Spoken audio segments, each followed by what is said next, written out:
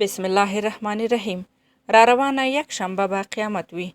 د مایا تمدن جنتري یو ځل بیا لانجمن بحثونه تاوده کړي. سره له دې چې له یوې خوا نړۍ له کرونا، ملخانو، زلزلو او نورو طبیعي آفتونو سره پنجې نرموي، د مایا په نامه د لرغوني تمدن جنتري یو ځل بیا د بحثونو محور شوی چې وایي د سږ د جون 21مه نیټه به د نړۍ وروستۍ نیټه وي.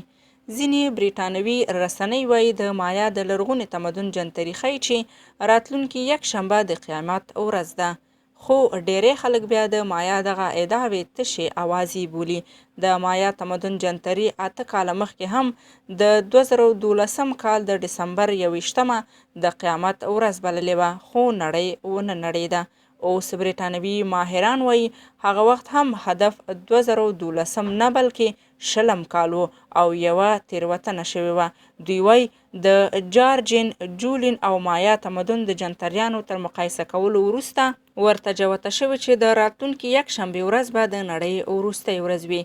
خو ځینې ستورپوهان بیا وایي د قیامت د راتلو اټکل هیڅ جنتري نه دی کړی او نه یې هم څوک کولی شي، بلکې د مایا تمدن یادونه په دې معنا ده چې یوه تاریخي مرحله په دغه نیټه ختمیږي او بله پیلیږي.